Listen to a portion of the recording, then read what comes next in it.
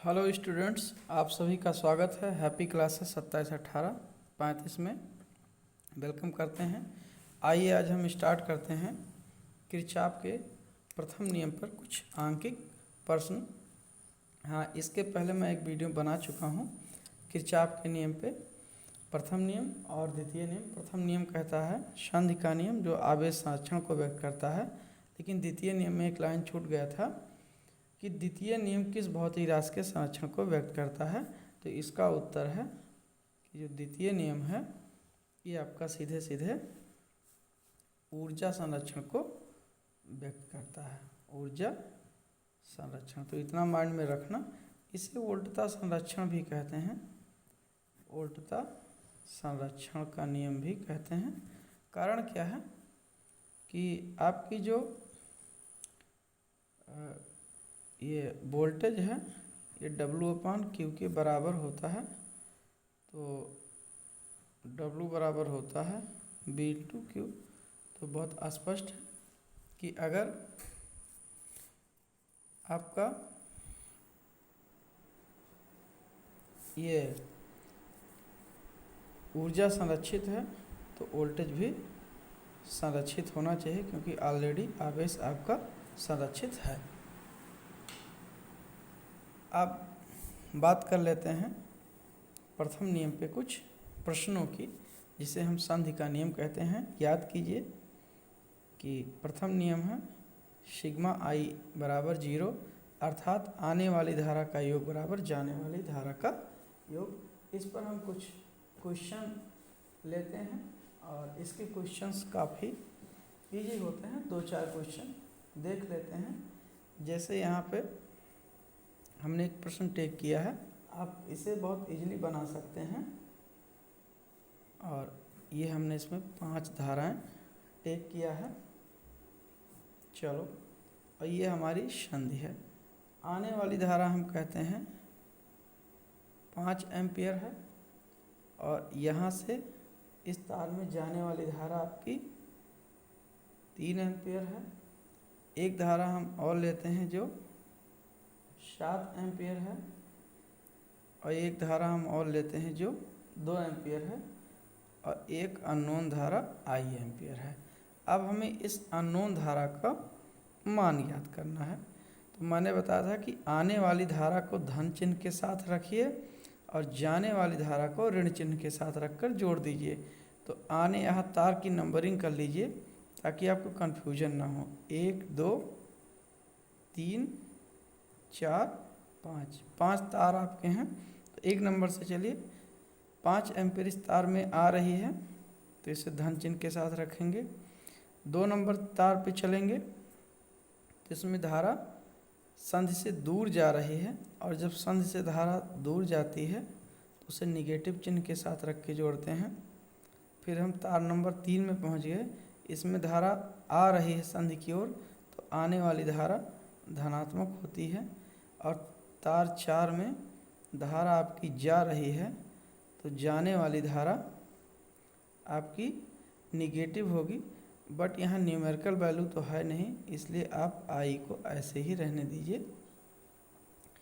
और 5 नंबर पे बात करते हैं। तो 5 नंबर तार में 7 एम्पियर की धारा संधि की ओर आ रही है, और संधि की ओर आने वाली धारा धनात्मक होती है। इन सभी का बीजगणितीय योग 0 के बराबर होगा। तो देख लेते हैं। 5 में से यहाँ जब ब्रैकेट आप हटाएंगे तो यहाँ माइनस हो जाएगा, तो 5 - 3 हो गया 2, और ये 2 ऐसे उतार लीजिए, और 7 + I बराबर 0। तो कुल मिला करके 2 और 2 4 और 7 11 + I बराबर 0। तो हमें I बराबर मिल गया -11 एम्पियर, जो इस बात को शो करता है कि ये 11 एम्पियर की धारा तार नंबर 5 में बह रही है, अर्थात ये धारा संधि से दूर जा रही है। हाँ, इसमें आप एक काम कर सकते थे कि अगर आप इसे ऑलरेडी मुझे पता है कि ये जाने वाली धारा है, तो इसे अगर हम पहले से ही निगेटिव में रखते तो इसका आंसर क्या आता, पॉजिटिव आता। अब इसी प्रकार से एक सवाल हम और रख लेते हैं, यहाँ देख लेते हैं और यहाँ एक संधि बनाते हैं।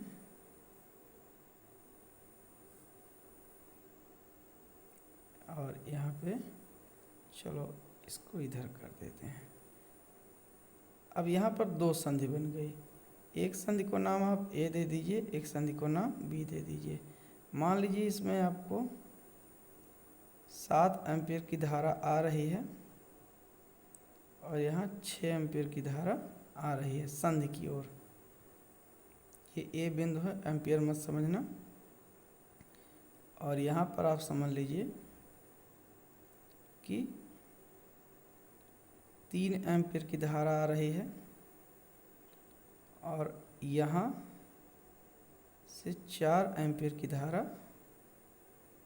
जा रही है। तो ऐसी दशा में एक धारा इधर भी होगी जिसे हम आई कहेंगे। अब क्या करना है, इसके लिए कुछ आई का मान निकाल लेते हैं। चलिए अभी हम सवाल क्रिएट कर लें। चलो 3 एम्पीयर धारा यहाँ गई और 1 एम्पीयर की धारा यहाँ आई और एक धारा यहाँ पर I2 है, एक धारा I1 है। ये मैंने एक सवाल क्रिएट कर लिया। तो सबसे पहले इसे किसे संधि हल करेंगे, संधि ए के लिए, संधि ए के लिए हल करेंगे। तो हल करिए। आने वाली धाराएं कौन कौन सी हैं, अब यहाँ अभी मैंने कहा नंबरिंग कर लीजिएगा। तो 2 संधि हैं, मैंने लिख दिया। पहले संधि ए के लिए हल करते हैं। यहाँ से तो 4 एम्पीयर की धारा जा रही, तो माइनस चिन्ह के साथ रखिए। और 6 एम्पीयर की धारा आ रही है तो इसे प्लस चिन्ह के साथ रखिए। और 7 एम्पीयर की धारा आ रही तो इसे प्लस चिन्ह के साथ। 3 एम्पीयर की धारा आ रही है तो इसे +3 चिन्ह के साथ। अब आई का मुझे नहीं पता कि आ रही कि जा रही है, लेकिन यहाँ पर चूँकि ये जाने वाली धारा है और जाने वाली धारा को हम क्या रखते हैं, ऋण चिन्ह के साथ रखते हैं। तो यहाँ पर आप निगेटिव रख लीजिए I1 को, और ये टोटल कितना हो जाएगा 0। जैसे इस सवाल में मैंने क्या किया कि मुझे पता था कि आई जाने वाली धारा है, तो उसका चिन्ह जब धन के साथ रखा तो आंसर ऋण में आया। अगर हम यहाँ पर चिन्ह रख दिए होते माइनस तो हमारा प्लस आ जाता और हम मान लेते कि हाँ भाई आई आने वाली धारा है। यहाँ ऑलरेडी हम डिसाइड कर चुके हैं कि I1 आने वाली संधि से दूर जाने वाली धारा है और इस दशा में ये आपका ऑटोमेटिक पॉजिटिव ही आएगा। देखिए चलिए, 6 में से 4 घटाओ 2 और 7 3 10 माइनस I1 बराबर 0। तो माइनस I1 बराबर हो गया 2 और 10 12, और इसको उधर ले जाइए -12, तो I1 बराबर 12। अब यहाँ देखिए I1 का मान मैंने पहले नेगेटिव रखा क्योंकि मुझे पता है कि जाने वाली धारा अर्थात संधि से दूर जा रही है। इस दशा में इसका मान क्या आ गया, 12 एम्पीयर पॉजिटिव आ गया। लेकिन यहाँ मैंने डिसाइड नहीं किया था, ये ध्यान रखिएगा, कंफ्यूज मत होना। यहाँ मैंने सिर्फ इतना कहा था कि ये धारा है, मुझे नहीं पता कि ये धारा आ रही कि जा रही, इसलिए मैंने सिर्फ प्लस चिन्ह के साथ रखा और फाइनली हमें माइनस मिला। इससे कन्फर्म हो गया कि यह आपकी संधि से दूर जाने वाली धारा है। तो इसमें कंट्राडिक्शन बिल्कुल नहीं है। तो हमें क्या मिल गया, I1 का मान 12 एम्पीयर। अब इसी सवाल को हम हल कर लेते हैं संधि बी के लिए। चलिए इसे हल करते हैं। संधि बी के लिए, तो जब संधि बी के लिए हल करेंगे तो यहाँ पर जो I1 धारा है वो आने वाली धारा है, तो 12 लिखेंगे। और 3 एम्पीयर की धारा जाने वाली है अर्थात संधि से दूर जा रही, तो उसे ऋण चिन्ह के साथ रखेंगे।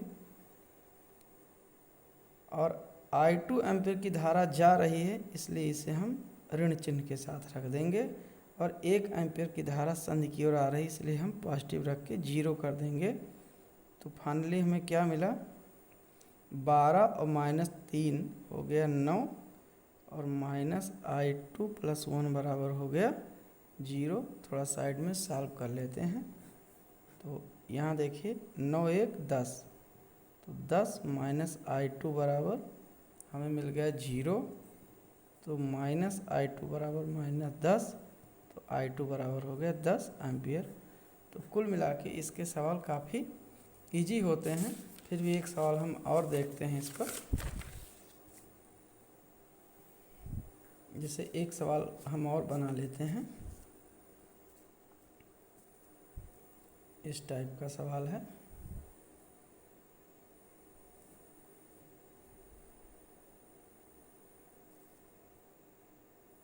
चलिए 4 एम्पियर धारा इस तार में बह रही है, 4 एम्पियर यहाँ भी बहेगी और इधर से 2 एम्पियर धारा आ रही है। और इस तार में एक धारा आपकी 3 एम्पियर की जा रही है और इस तार में धारा आई है। अब आप इसका मान कैसे ज्ञात करेंगे? तो यहाँ पर इसको एक संधि का नाम दे दीजिए। जैसे मान लीजिए संधि यल है, तो जब तक संधि नहीं होगी इसका नियम नहीं लगेगा। संधि यल के लिए हम हल कर रहे हैं। तो अब संधि यल की ओर कौन कौन सी धारा आ रही हैं? 4 एम्पियर, ये यहाँ चला, यहाँ पहुँच गया, तो इसे धन चिन्ह के साथ रखिए। 2 एम्पियर क्या रही, इसे धन चिन्ह के साथ रखिए। और 3 एम्पियर की धारा संधि से देखिए दूर जा रही है, तो इसे आप कैसे रखेंगे? माइनस चिन्ह के साथ रखेंगे। और I एम्पियर की धारा संधि से दूर जा रही है, तो चित्र के अनुसार, इसलिए इसे आप कैसे रखेंगे? माइनस चिन्ह के साथ। और सभी धाराओं का बीजगणितीय योग 0 आप लगा देंगे किरचॉफ के प्रथम नियम से। 4 2 6 और यहाँ -3 -I बराबर 0। तो 6 में से 3 निकाल दो 3, कुल मिला के -I बराबर हो गया -3, तो I बराबर हो गया 3 एम्पियर की धारा। तो जब हम व्हाइटस्टोन ब्रिज पढ़ते हैं या दूसरा नियम पढ़ते हैं, तो इसकी एनालिसिस हमें प्रत्यक्ष अप्रत्यक्ष रूप से मिलती है। तो उम्मीद है आप लोगों को समझ में आया होगा। और इसके सवाल काफ़ी इजी हैं, कभी कभी एग्ज़ाम में आता है और जब ये सवाल हम नहीं लगा पाते तो हमें काफ़ी कष्ट होता है। तो इस बात का ध्यान रखिएगा कि इजी तो है, लेकिन इसको इतने हल्के में भी मत लेना कि आप एग्ज़ाम में सही लगा के आएंगे ही। इसलिए थोड़ा सावधानी से 2-4 सवाल एक्स्ट्रा ज़रूर पढ़िएगा। और एक लाइक की उम्मीद करते हैं, सब्सक्राइब कर लेंगे तो आप तक हमारे वीडियो टाइम पे पहुंचते रहेंगे। Thank you.